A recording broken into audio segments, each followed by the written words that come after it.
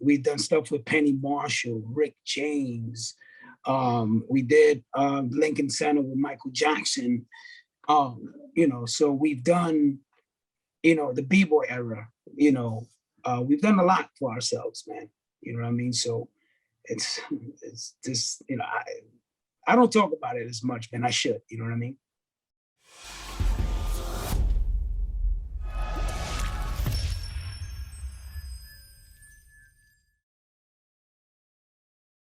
Today is Wednesday, May 5th, 2021. Who are we speaking with? Duce Martinez. What up? Who is Duce Martinez for those that don't know? Duce Martinez is an original B-boy from New York City, music producer, DJ. You know what? Duce Martinez is an entertainer. That's what Duce Martinez is. And that's who Duce Martinez is. I love it. Three-part question. Where were you born? Where did you grow up? Where do you live now? Okay. I was born and raised in New York City, Spanish Harlem, the east side, 108th between 3rd and Lexington. And then I moved into Jersey. So you figured half in New York City, half in Newark, New Jersey, which I reside right now. I live in Newark right now. Big shout out to the Bricks. I love it. Growing up, what role did music play in your life, in your household? Like, what kind of music did your parents play? Did that play a role in your musical development? So my dad, he's a musician himself. He's a percussionist. So we listen to a lot of Latin music, especially salsa. Salsa was always something that we listened to at home. Not only salsa. My mom used to listen to a lot of the 50s and 60s, the doo-wop stuff. You know what I mean? So that being said, I kind of listened to a little bit of everything. Living in New York City, in the East Side, and hanging out with my pops and listening to the Latin influences of all the top-notch artists, and having my father play, and I also played with him. He taught me how to play like the percussions. That's where I got my music abilities from. You know what I mean? Later on in life, I ended up hanging out on the West Side in Harlem, where I used to hang out with the Fearless Four, the Treacherous Three, and hanging out with them, I got the influence of all the old school R&B and funk and all that stuff. You know what I mean? You talk about the Marvin Gaye's, the Barry Whites, the Curtis Mayfield, and the list goes on and on. You know what I mean? Isaac Hayes, Donny Hathaway. I come from a place where I stick in the middle. You feel me? So I can go either way. So I learned living in New York City to adapt to everything, not just one thing. I love that. Tell us about, what is B-boying for those that don't know? Okay, so B-boying is actually called breakdancing. That's the other way of saying B-boying. B-boying is, I used to be a part of a group called Dynamic Rockers, which later on, which later on we broke up and made Dynamic Breakers. B-boying is, like I said, it's breakdancing. So whoever doesn't know what breakdancing is, it's someone dancing on the floor, spinning on their head, spinning on their backs, on their knees, and doing some pop lock stuff. You know what I mean? So that's what B-boying is. And that was originated in New York City. How old were you when you started dancing? Wow, I was like 13 years old. Wow. Yeah. And where would you dance? Where? Yeah. I danced everywhere. Italy, I traveled. I traveled the world. I was actually one of the, we were actually Dynamic Breakers were the first breakdancers to be first ever hip hop world tour with Run DMC, Houdini, the Fat Boys, Curtis Blow, Fat Boys, UTFO. I don't know if I said Grandmaster Flash, but Grandmaster Flash as well. We were actually the first B-boys on that first tour. Jermaine Dupri was also on that tour. He was opening up for all of us. What was that like? How old were you? And what was that like to see the world and to be around all those rappers at their prime? Bro, it was, at that time, I really wasn't too much. I was young, so I was just having a good time. Remember how old you were? I was like 14, 15 years old. Oh, wow. Wow. Yeah, and I was traveling the East Coast. Hey, honey, I got my family in the house now. They just walked in from the gym. Nice. So big shout out to my family. Yeah, so being around those headliners, was one of the biggest highlights of my life. Run DMC, first started, one of the major big records, Sucker MCs, and It's Like That, and Walk This Way, and the list goes on and on and on. And then you got Curtis Blow. I mean, it was something that I was stunned, you know what I mean?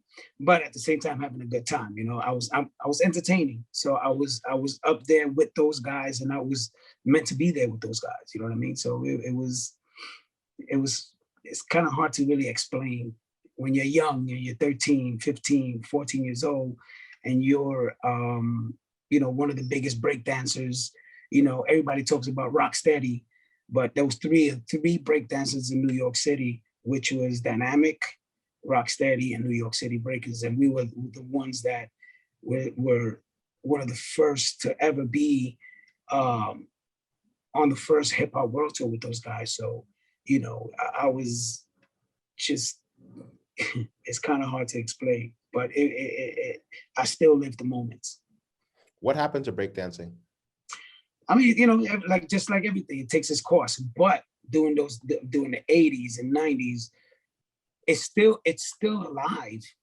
If it's still something, it's still going on. If you go to, Red Bull competitions, man, these guys right now, the new era of Bboying, they took it to another level, man. I'm just happy to become that I was one of the originators, and they took it to a new height. I mean, listen, these guys are just on you see them, I'm like, oh my God, headspins. I used to do headspins. I was one doing headspins. If you ever see the Freaks Come Out at Night video with Houdini, I'm in that video. I'm in the Africa Bambaataa Renegades of Funk video. So I was always doing the headspins. I mean, now these kids now, they on some next level stuff, man. And I'm like, holy, it's unbelievable what they do now. So breakdancing is still around, and they do major competitions. And one thing that's gonna happen is when everything is opened up again, the Olympics are actually gonna have a segment of B-boying.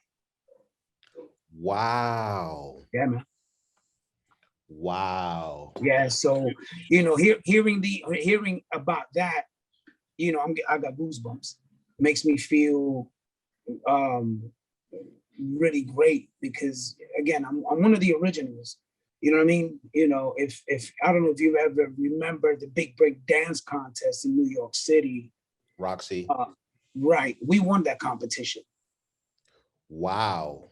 Yeah, we won the competition. We traveled. That's when I first traveled to abroad, to Italy, and we did movies like B Street. We did movies like Last Dragon, Fast Forward, That's Dancing with Gene Kelly. We've done stuff with. And you were in those movies? Yes, absolutely. You can search it and you can find it.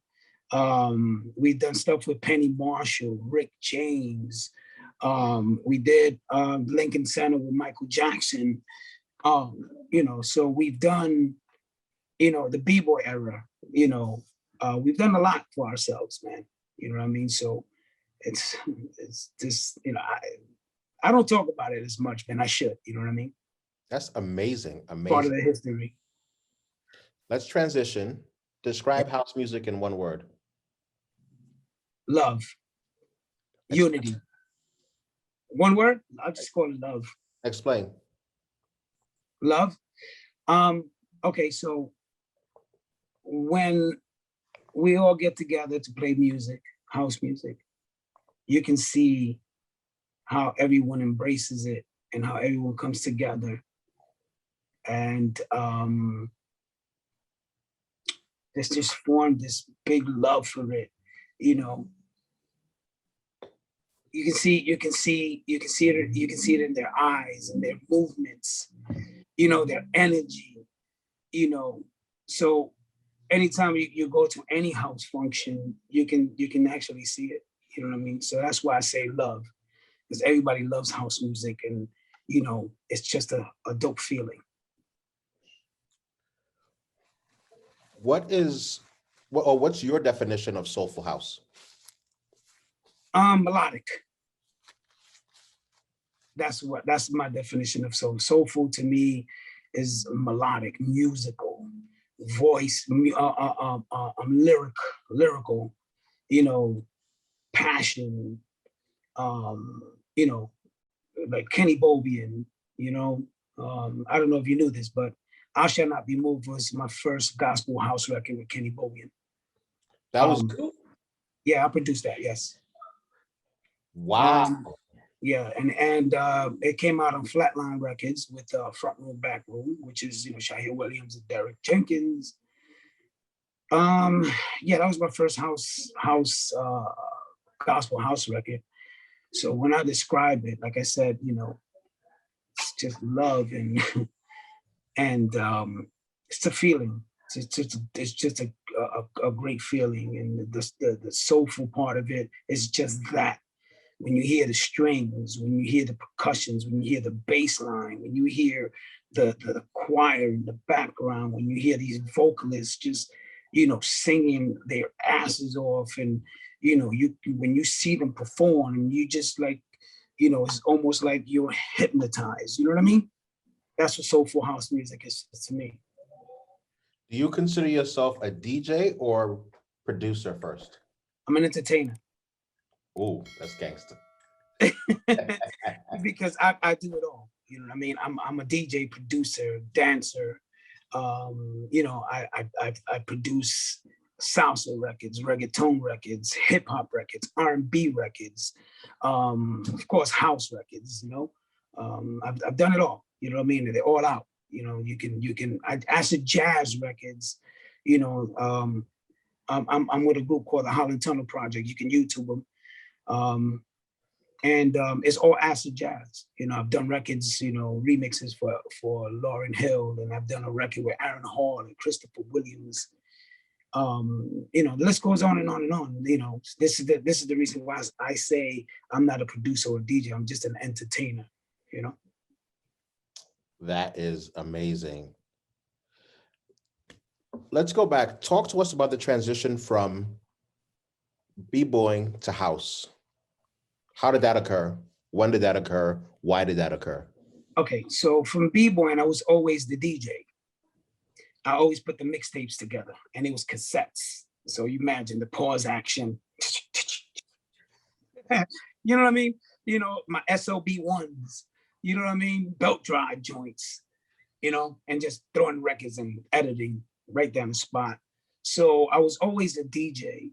And growing up in Spanish Harlem and listening to all the old 70s classics, like, you know, Dr. Love and all those disco records, like, you know,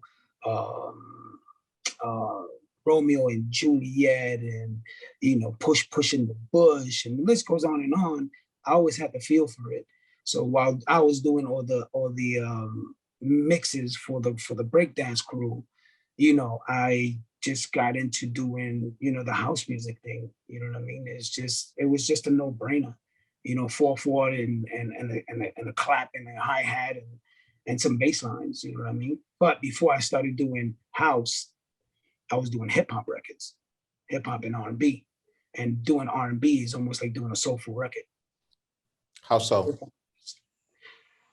Again, soulful and R&B is the same thing, but at a faster speed.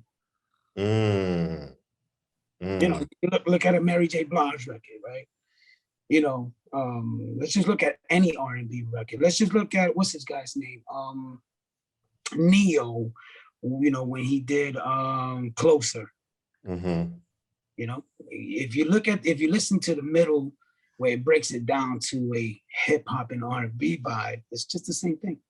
I mean, they down tempoed it, you know, they half stepped it down, and a 120 BPMs became a 60 BPMs, or 128 became half of whatever that is. You know what I mean? So R&B is equivalent to house music to me because it's musical. You know what I mean? You know, now you talk about other type of house music, that's a different story, you know? Let's talk about production. Yes. What's your production process?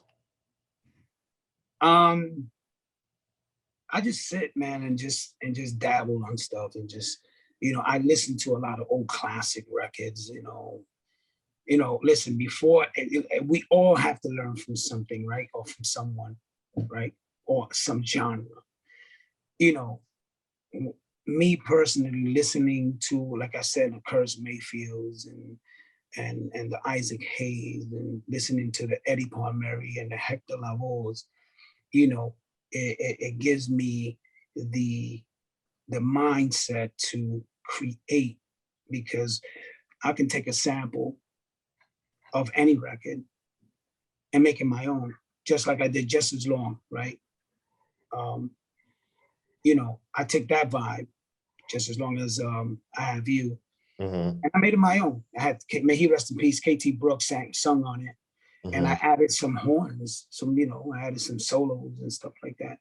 So I took that vibe. I said, you know what? No one has never done a old school house record with saxophones and trombones, you know, still having the bum bum bum bum bum bum bum bum bum bum bum bum bum and a flute. You know what I mean? So the process to me is more of digging in the crates and listening to what they've done and combining myself. You know what I mean? And making my own. You know, you just get a vibe. You know, we all, like, again, you go back to what's these guys' name? Sugar Hill. You know, you think about that. You know, what record they took, you know, Bounce Rock Skate, right? Yeah. Today, so the producer had a vibe. I said, let me take this vibe and let me flip it. You know, so my production, you know, I vibe off of a lot of different people, and I combine them together, whether it's Latin, whether it's jazz, whether it's funk, you know what I mean? Whether it's, you know, R&B, you know what I mean? So my process of producing is a combined, a combination of genres when I produce, you know, because you hear my production that's totally different from a Louis, and it's totally different from Black Coffee, and, you know, it's just totally different, you know. And those are my boys, man. I love those guys. You know them very well too, you know. How do you know when a production is done? When I feel good. When I know it, I say, okay, this is now done. You know what I mean? I'm happy. I'm never happy with a lot of my productions. And to tell you the truth, when I first did I Should Not Be Moved, I hated it. I couldn't stand that record.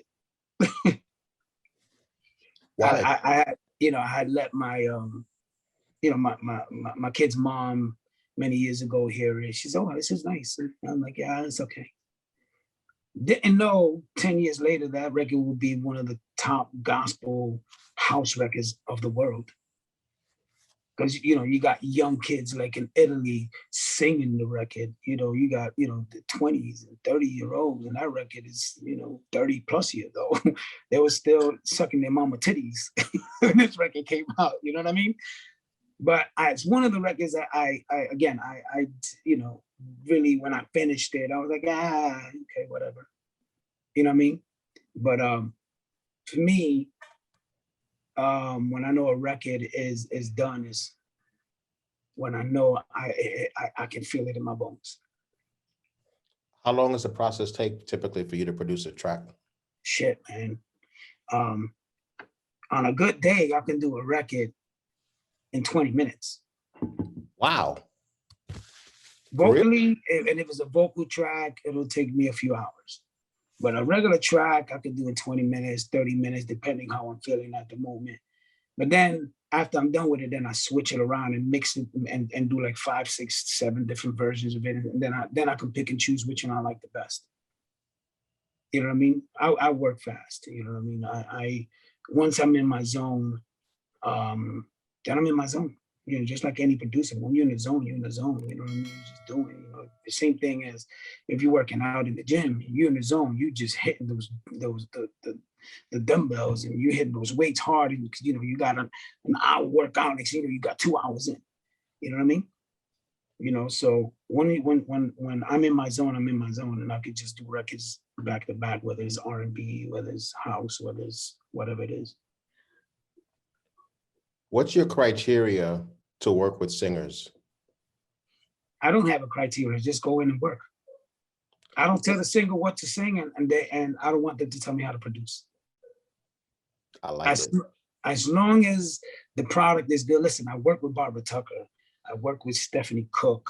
I've worked with Susu and Kenny and Don Tolman and Daryl Libano. And I mean, listen, the list goes on and on and on. They know when they come with me, you know, they come into the studio, we just knock stuff out. You know what I mean? So, okay, I got this beat, check it out. What you got? Okay, go. Boom. And they write it right on the spot.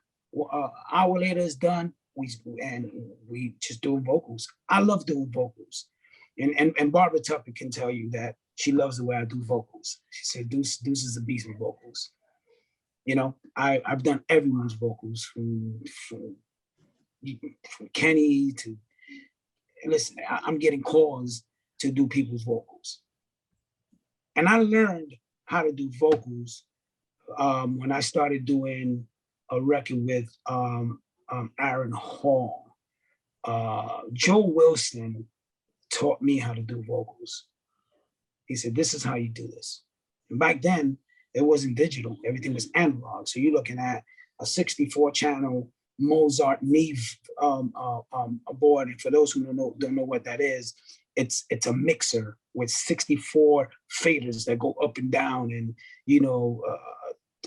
8-band EQ and compressors and all that type of stuff. So back then, that's what I learned on, and I still use that method to today. So Joe Wilson is the one who actually taught me how to do vocals, because he's done a lot of R&B records with so many artists and gospel, and guy's just amazing, man. And tell people who Joe Wilson is. Joe Wilson is another producer that produced R&B records. He's done stuff with Faith Evans and again, Aaron Hall and a lot of gospel artists as well. You know what I mean? That's who Joe Wilson is. So, and another person that I can say that taught me a lot as well, how to blend instruments, is this guy by the name of James Perry, a really amazing producer. He also was part of I Shall Not Be Moved. Him, myself, Harold Martin, and Kenny Bobien was the main guys who produced that record. You know what I mean? So, those are the guys that I surround myself with, guys who's been in the game for a long time and that have these special talents that I can learn from. And to today, I still do. What tools do you use today to produce music? Tell us about your studio. Okay, so I don't use very much. I use Logic. That's what I use, Logic. I'm actually going back to basics, and a lot of people may think this is a stupid thing to do, but I used to do a lot of hip hop records, so I used to use the MPC 3000. So I'm going to go back to that, because me working on a machine, right? I don't know if you know what an MPC 3000 is, right? You know what that is? Yeah, yeah. Okay, I'm gonna show you. I'm gonna show the world what that is, so they know what that is. Hold on a second. Yep. You can see the dust on them. This is the beast of beats. This is where I produce a lot of my house records. Kenny Bobien's "I Shall Not Be Moved" was produced on this right here. Wow. A lot of my records, I produce hip hop records, jazz records, you name it, was produced here. This is what made me feel like I was working. This right here.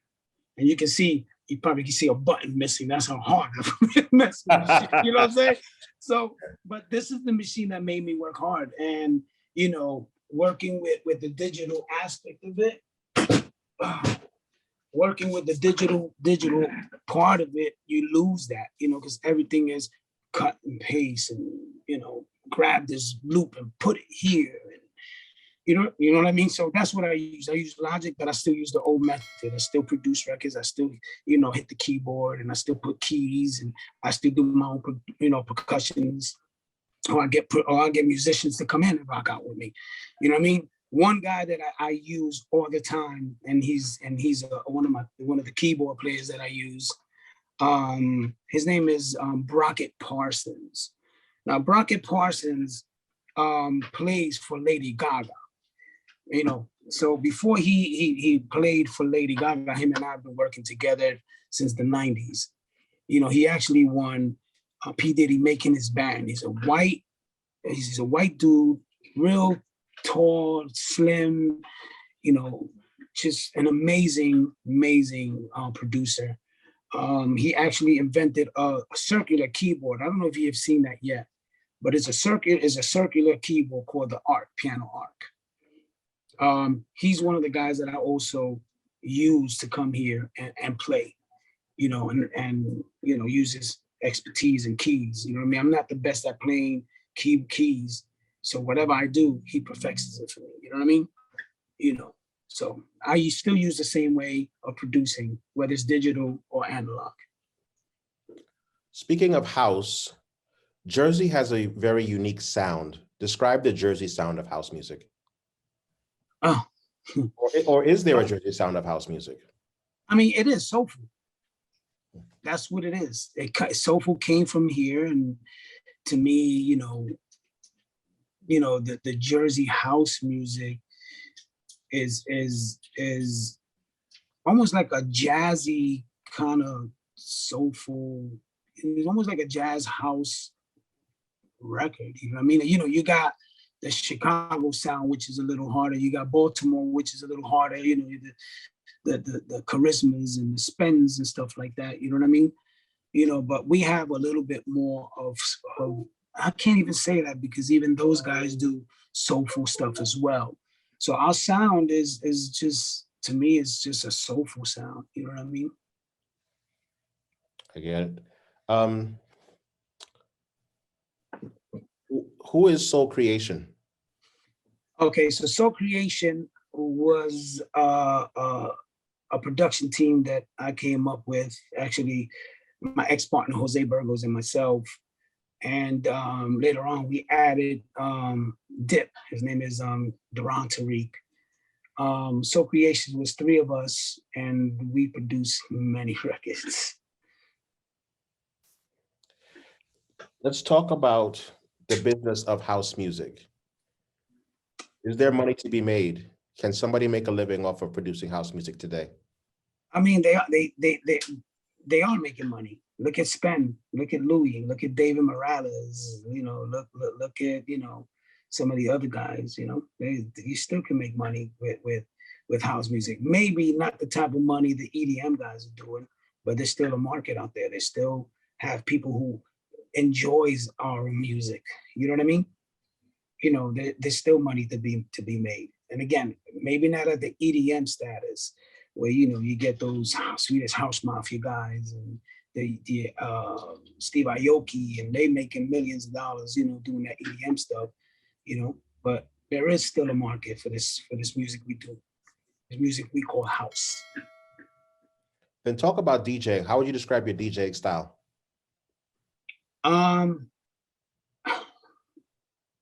I have a unique style of DJing. You know what I mean? I don't play normal. You know, I don't play normal. I play with energy. I like doing tricks with whatever units I'm playing, whether it's the CDJ 2000s or it's a controller. You know, I it's almost like I'm making love to the units. You know what I mean? And how I play is more of my old way of, I'm gonna say more like a hip hop meets house music kind of vibe. You know, they say that charisma and I kind of are similar in how we play. But remember, hip hop is charisma and spin. So is that, so am I. So we got the hip hop kind of vibe, like Todd Terry, you know, and Kenny Dope, you know. So when I play, I just play with a lot of energy, and I feed off the energy of the crowd as well. Their vibe gives me an extra vibe. You know what I mean? I love that. I love that. And whoever hasn't seen me, go to YouTube and check me out.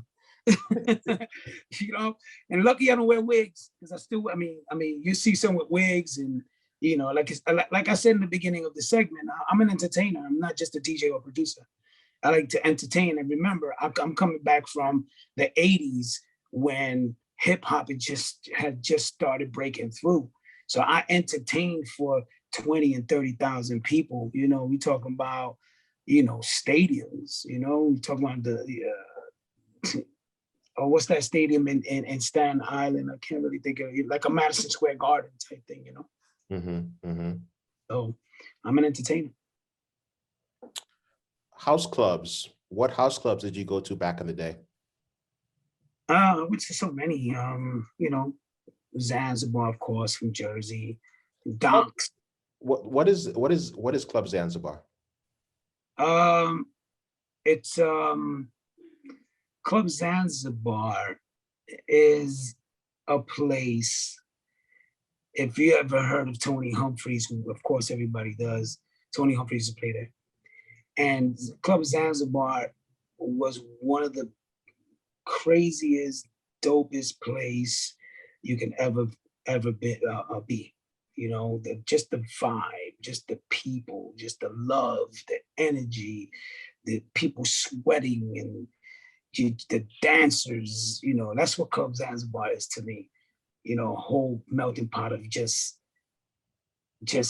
entertainment. You know what I mean? Between the music and the dancers and that type of stuff to me. Was there a particular performance where you just like, ooh, that person turned it out? During that time, I was on the floor dancing, breakdancing, to tell you the truth. You know, so to me, the DJ and whatever performances were performing, you know, I didn't pay too much mind because I was more into the dancing aspect of it and not the DJ aspect of it. You know, I was still DJing, but I was more as a dancer. So as far as for performances there, you know,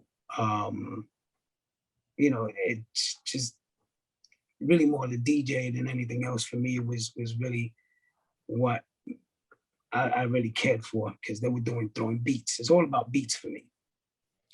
And you said another club was the Docks. What was the Docks?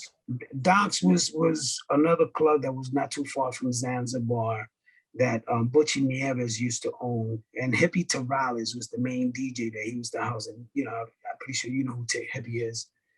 It was almost like a Club Zanzibar, same thing, but it was on a smaller scale. You know what I mean? It was also known, you know. So, you know, between that and Zanzibar and a lot of clubs in the city, like, you know, Bonds International, and the Ritz, and in Roseland, and Broadway 96, and the list goes on and on and on. You know, I mean, two different vibes. You know, New York City had a totally different vibe than Jersey. You know, so Jersey was more deep. You know what I mean?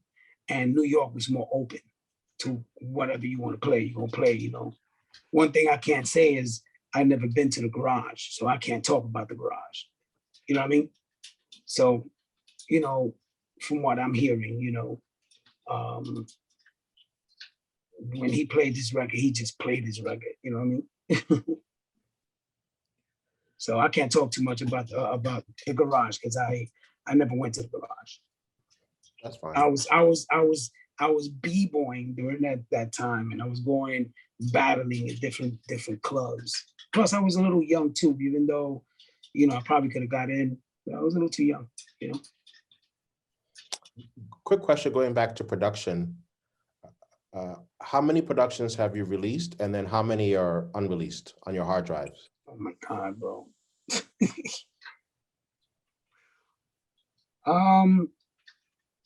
With the soul creation, with the R&B, with the jazz, I definitely have over 100 releases.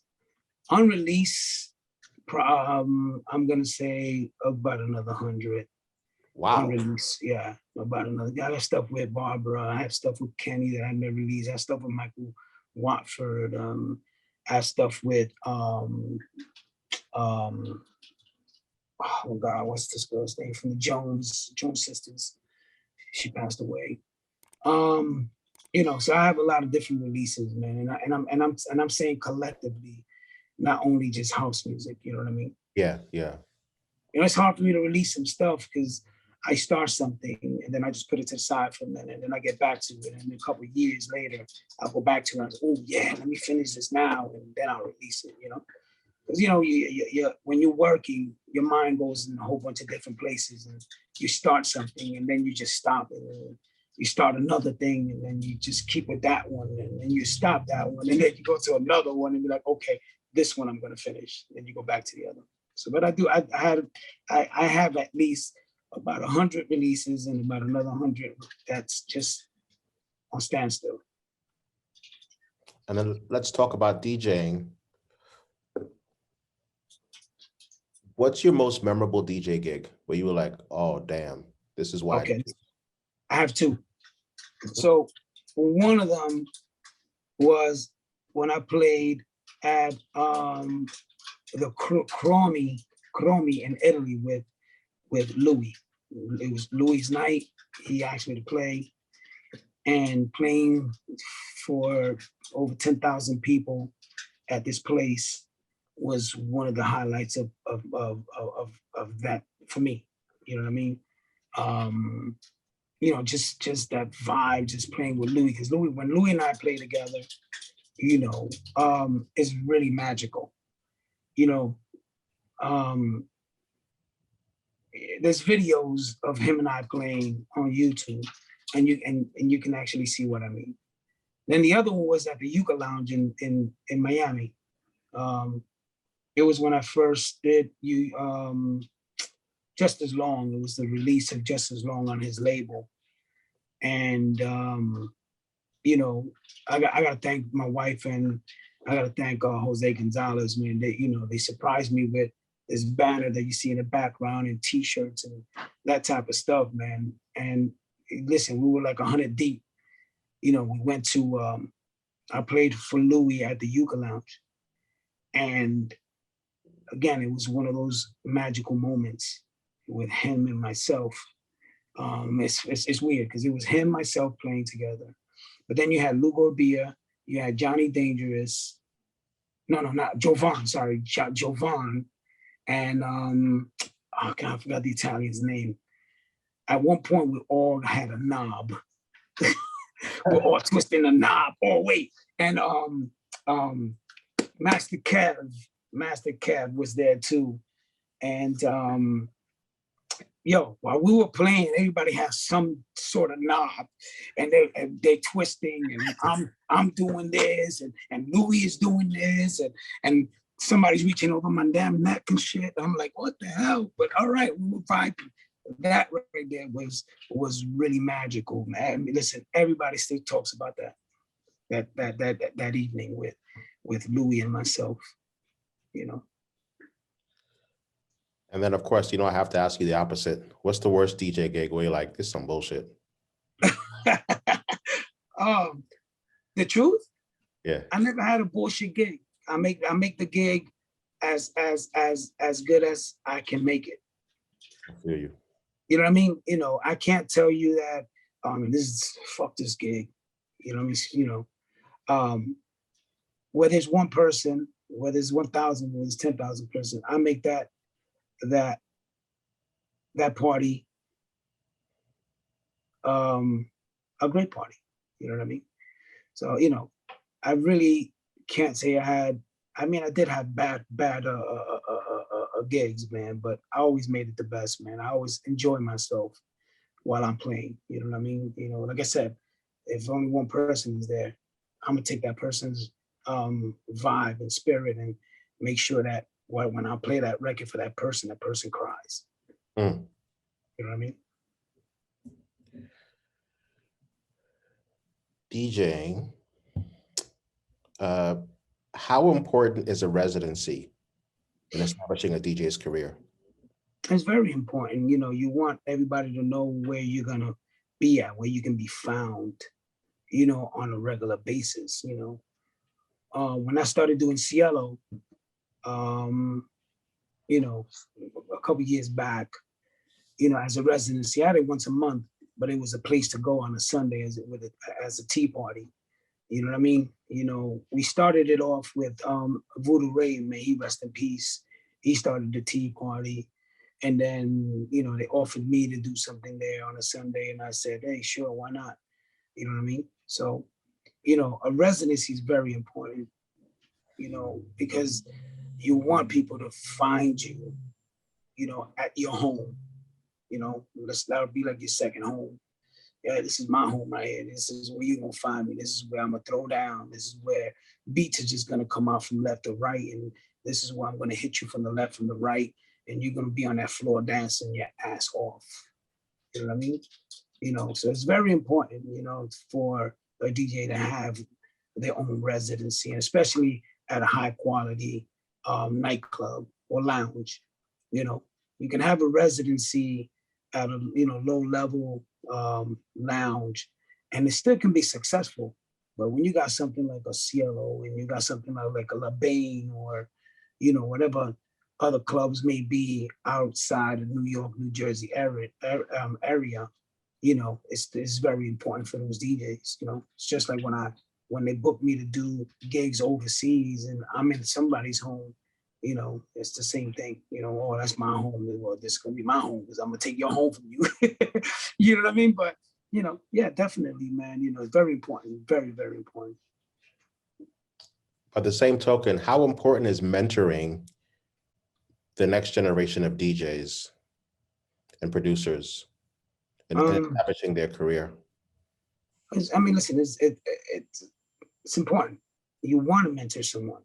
You know what I mean? You want somebody, you want to teach that person what you know, and then let them carry it on to something that they believe in and how they want to flip it.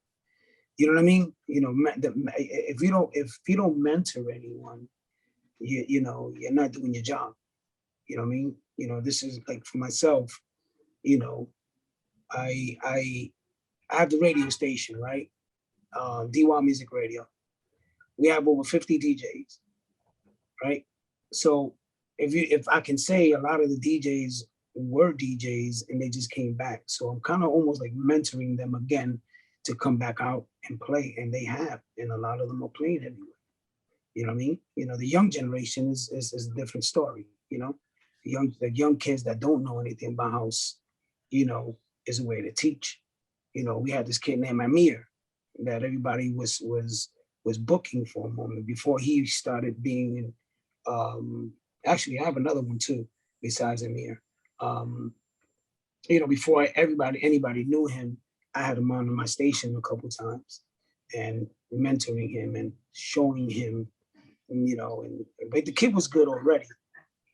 You know what I mean? So it's very important. The other guy is the other young kid. His name is Nazir. He's now part of Dennis Ferrer's camp. There's a YouTube clip of him speaking about me and another person by the name of Jose Gonzalez.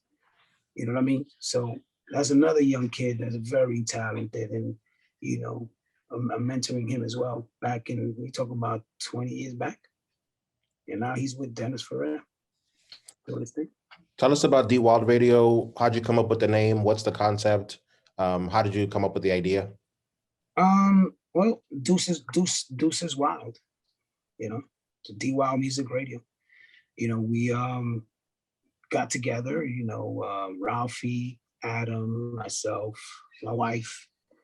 You know, we came up with the concept just to do music, just to have a station.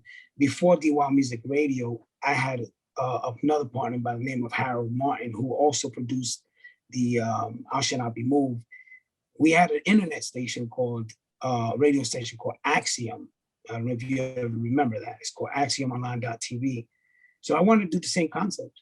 You know, 15 years later, we, it stopped it. It was kind of dead. So I needed a platform to express myself.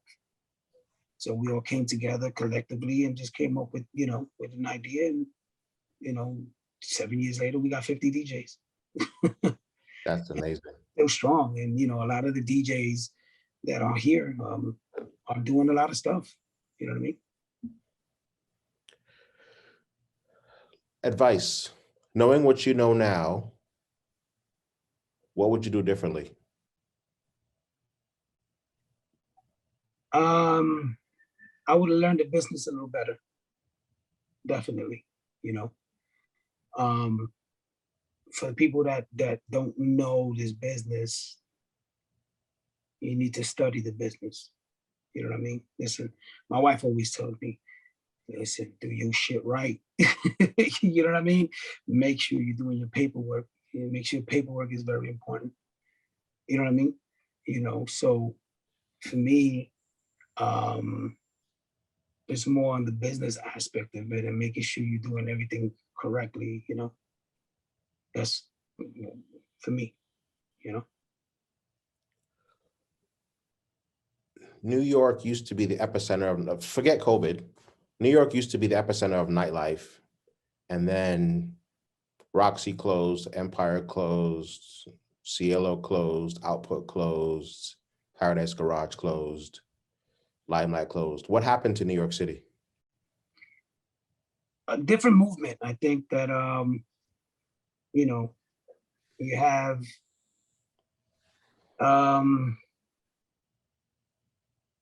different, I'm going to say different.